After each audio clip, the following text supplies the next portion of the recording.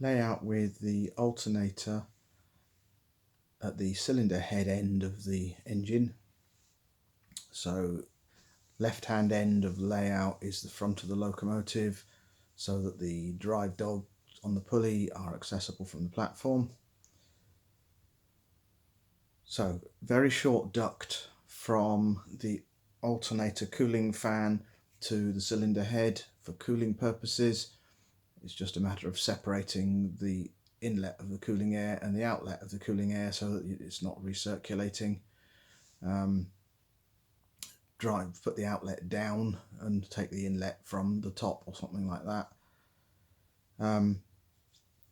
Probably put the fuel tank over the crankcase, and the carburetor could sit down over the alternator so that the carburetor is below the fuel tank so that the fuel can feed through.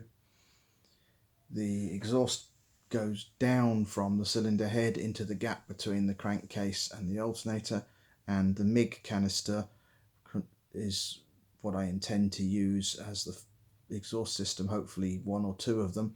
One of them fits very, very well underneath the belt and actually fits completely within the confines of the width of the engine and the belt and the pulleys. So the canister could sit inside the casing of the whole locomotive and not be visible. So a very short duct, short length of pipe from the cylinder head into that MIG canister, and then an outlet from that at the other end down into the gap between the two bogies. To the two bottles standing up, obviously, as before, represent the two drive motors on the bogies. They probably need to move a little bit further apart to make room for the bogies. But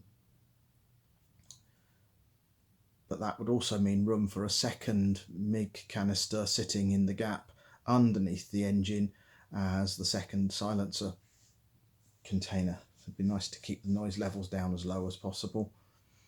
I like this layout.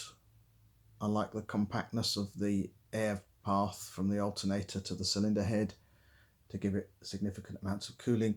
A lot of the time the engine will just be idling, although with occasional bursts of power. Be idling, sitting at the platform, idling on the downhill slopes, working hard on the uphill slopes, obviously, and there is one long uphill.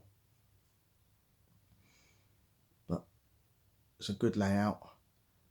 The fuel tank could either go over the crankcase, I think I've said that already, or the fuel tank could go over the top of the carburetor, a small fuel tank sitting above that in a mock cab, something like that, over the alternator and the rear bogie.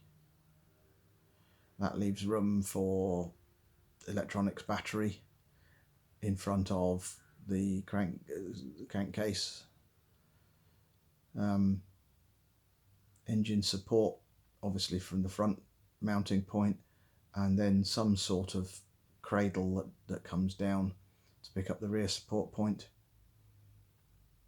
Alternator belt tension would be a rod that comes down to the chassis with just a nut that you do up to pull it tight.